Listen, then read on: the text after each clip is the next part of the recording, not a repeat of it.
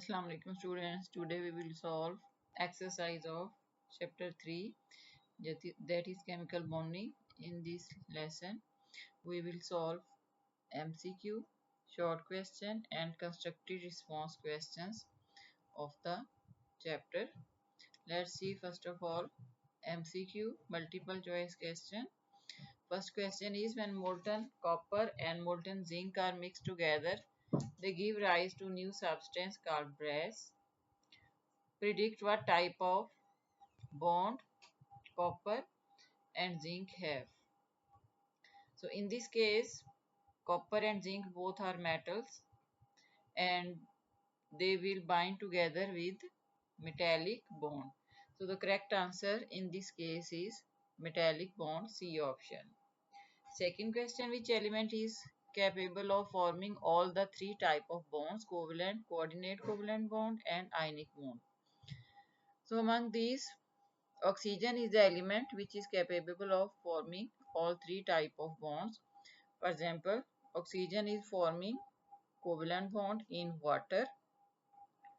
Oxygen is forming ionic bond in calcium oxide, and oxygen is forming coordinate covalent bond in case of formation of H3O plus.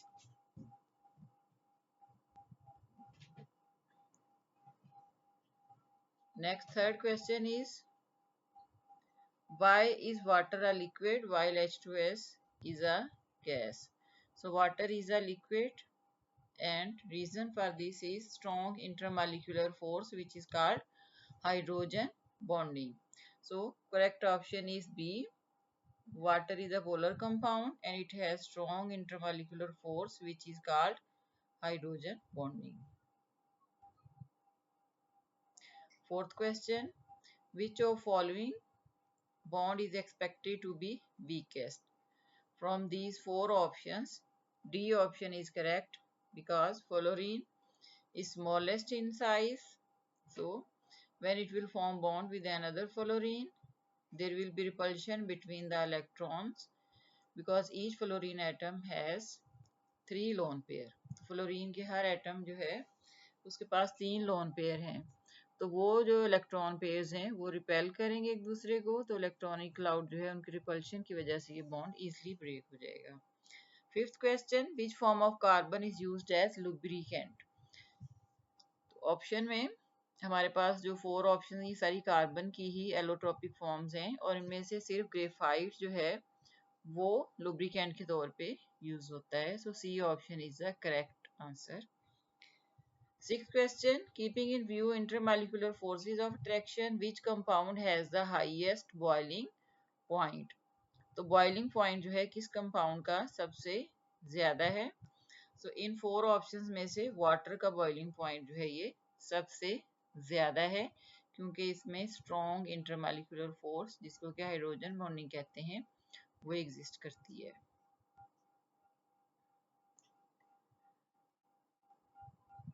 Seventh question, which metal has the lowest melting point? तो यहाँ पर जो options दी गई हैं इनमें से rubidium जो है इसका मेल्टिंग पॉइंट सबसे लो है. So D option is correct answer. Next question, which ionic compound has highest melting point? तो हाईएस्ट मेल्टिंग पॉइंट जो है इन जो गिवन सॉल्ट्स हैं इनमें से सोडियम क्लोराइड का है 801 और बाकी सॉल्ट्स का मेल्टिंग पॉइंट इससे कम है.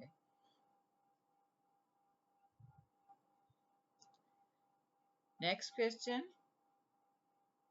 which compound contain both covalent and ionic bonds? तो यहाँ पर जो कंपाउंड दिए गए हैं उनमें से अमोनियम क्लोराइड जो है इसमें बी ऑप्शन जो है वो करेक्ट आंसर है क्योंकि अमोनियम क्लोराइड में पहले आइंस बनते हैं जो कि NH4 प्लस है और Cl माइनस है और इन दोनों के कंबाइन होने से अमोनियम क्लोराइड जो है ये कंपाउंड बनता है. इनके दरमियान में जो बॉन्ड है वो आयनिक बॉन्ड है जबकि उससे पहले जो है अमोनिया फॉर्मेशन जब होती है तो ये कोवेलेंट बॉन्ड की वजह से होती है. नाइट्रोजन 3 हाइड्रोजन के साथ कोवेलेंट बॉन्ड से कंबाइन होता है और उसके बाद ये H पॉजिटिव के साथ जब कोऑर्डिनेट कोवलेंट बॉन्ड बनाता है, नाइट्रोजन फिर जो लोन पेयर है, तो ये कोऑर्डिनेट कोवलेंट बॉन्ड बना के NH4 प्लस बनाता है।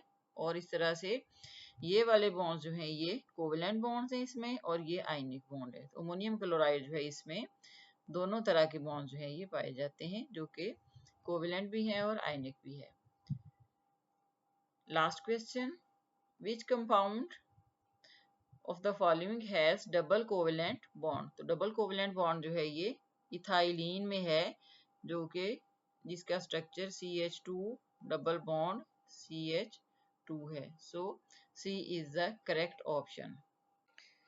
Now we will solve short question. There are 6 short questions in this chapter. Question number 1. What type of element lose their outer electron easily, and what type gain electron easily? So metals, they can lose electron easily and they will form cation. And metals are the elements which have 1, 2 or 3 valence electrons, and they also have low ionization energy. Non-metals, they can gain electron easily to form anion. Anion mean जिन पे negative charge है और इनके पास 5, 6, 7 valence electrons जो है ये होंगे। Next question, why do low molecular mass covalent compounds exist as gas or low boiling liquids? तो जो कोवलेंट कंपाउंड्स हैं जिनका मॉलिक्यूलर मास कम है वो गैस या लो बॉइलिंग पॉइंट वाले लिक्विड के तौर पे क्यों एग्जिस्ट करते हैं? तो इनकी रीज़न जो है ये इंटरमॉलिक्यूलर फोर्सेस हैं। अगर उसमें वीक होंगी तो वो या तो गैस की फॉर्म में एग्जिस्ट करेंगे या लिक्विड जिनका कि बॉइलिंग पॉइंट बहुत ही लो होगा। So covalent compounds are held together only by weak intermolecular forces, जिसका नाम जो है ये वॉन डेर वाल्स फोर्सेस भी है। they will have low boiling point or they will exist as gas. So little energy is needed to separate them, giving low melting and boiling point. Question number 3. Give one example of an element that exists as crystalline solid with covalent bond between its atom. तो covalent compounds में diamond जो कि carbon की एक allotropic form है उसमें covalent bond है, लेकिन जो है ये सॉलिड फॉर्म में क्रिस्टलाइन फॉर्म में एग्जिस्ट करती है। Each carbon atom is covalently bonded to 4 other in a 3D giant network. तो ये एक बहुत बड़ा नेटवर्क होता है जिसमें 3 डायमेंशन में कार्बन एटम्स एक दूसरे के साथ जुड़े हुए होते हैं। Next question, which property of metals make them malleable and ductile? malleable and ductile जो है इसको बनाने में कौन सी प्रॉपर्टी जो है वो है, यानी जिसकी वजह से इसको थिन वायर्स में हम कन्वर्ट कर सकते हैं मेटल्स को? The answer is non directional metallic bond. The non directional metallic bond make metals malleable and ductile. Layers of metal ion in the electron C can slide over each other. तो जो metal ions की layers हैं वो electron सी के ऊपर जो है वो स्लाइड कर सकती हैं without breaking the bond, allowing sheets and wires to form. तो मेलिएबल वो प्रॉपर्टी है जिसमें हम उनको थिन शीट्स में कन्वर्ट कर सकते हैं और डक्टाइल यानी उसे वायर्स वगैरह आसानी से बना सकते हैं। Next question is coordinate covalent bond a strong bond? Yes, once formed, it is identical in strength to ordinary covalent bond. Only its formation differs. तो covalent bond की तरह ही इसकी strength है coordinate covalent bond की भी। Last question. Write down the dot and cross formula of nitric acid. Nitric acid का पहले हमने सिंपल लुईस स्ट्रक्चर जो है ये यहाँ पे ड्रा की है जिसमें इसकी बॉन्डिंग को शो किया गया है। नाइट्रोजन डबल बॉन्ड बनाता है ऑक्सीजन के साथ, सेकेंड ऑक्सीजन के साथ सिंगल बॉन्ड और थर्ड ऑक्सीजन के साथ भी सिंगल बॉन्ड बनाया है और उस ऑक्सीजन ने हाइड्रोजन के साथ सिंगल बॉन्ड बनाया है। अब यहाँ पर जो एक सिंगल लाइन है, इसका मतलब है कि इसमें 2 इलेक्ट्रॉन हैं, और ये नेगेटिव साइन जो है ये भी 2 इलेक्ट्रॉन्स को शो कर रहा है। और डबल लाइन, इसमें हमने 4 इलेक्ट्रॉन्स को शो करना है, और जो है ये डबल बॉन्ड को रिप्रेजेंट करेंगे। अब electron dot and cross formula वो राइट साइड पे लिखा गया है, जिसमें ऑक्सीजन जो है ये सिंगल बॉन्ड बना रहा है। क्रॉस जो है ये नाइट्रोजन के इलेक्ट्रॉन को शो कर रहा है ग्रीन कलर में, और ये जो ब्लू कलर है इसमें हमने ऑक्सीजन के इलेक्ट्रॉन शो किए हैं। ऑक्सीजन ने सिंगल बॉन्ड बनाया है नाइट्रोजन के साथ, और 3 लोन पेयर्स हैं इसके पास। इस नाइट्रोजन ने जो टॉप पे ऑक्सीजन है इसके साथ डबल बॉन्ड बनाया है, जिसमें 2 क्रॉस जो है ये 2 इलेक्ट्रॉन नाइट्रोजन के रिप्रेजेंट कर रहे हैं, और ऑरेंज कलर में ऑक्सीजन के इलेक्ट्रॉन्स हैं, और उसके अलावा इसके पास 2 लोन पेयर्स भी हैं। थर्ड ऑक्सीजन के साथ नाइट्रोजन ने सिंगल बॉन्ड बनाया है, और इसमें ये ग्रीन कलर में क्रॉस जो है ये नाइट्रोजन के इलेक्ट्रॉन को शो कर रहा है, और ये जो पर्पल इलेक्ट्रॉन है ये ऑक्सीजन के इलेक्ट्रॉन्स को शो कर रहे हैं, जो कि नाइट्रोजन के साथ सिंगल बॉन्ड में है, और ऑक्सीजन ने हाइड्रोजन के साथ भी सिंगल बॉन्ड यहाँ पर बनाया हुआ है। इसके अलावा इसके पास 2 लोन पेयर्स हैं। इसी तरह से इस ऑक्सीजन जो हाइड्रोजन है उसका इलेक्ट्रॉन क्रॉस की फॉर्म में हमने ब्लू कलर में शो किया है। तो ये वाला जो है ये ओवरऑल नाइट्रिक एसिड का electron dot and cross formula है। Next is constructive response questions, and there are 6 questions in this category. Question number 1, why HF is a liquid and HCl is a gas? So HF जो है इसमें strong intermolecular force है, dipole dipole force, जिसको कि hydrogen bonding कहते हैं। उसकी वजह से HF जो है ये लिक्विड में एग्जिस्ट करता है, जबकि HCl में इंटरमॉलिक्यूलर फोर्स जो है ये वीक है। So fluorine is small, highly electronegative, so HF molecule forms strong hydrogen bond, raising its boiling point close to room temperature. HCl held only by weak dipole dipole forces. तो HCl में weak forces होती हैं molecules के दरमियान में, has much lower boiling point and stay gaseous. Second question, why are covalent compounds generally not soluble in water?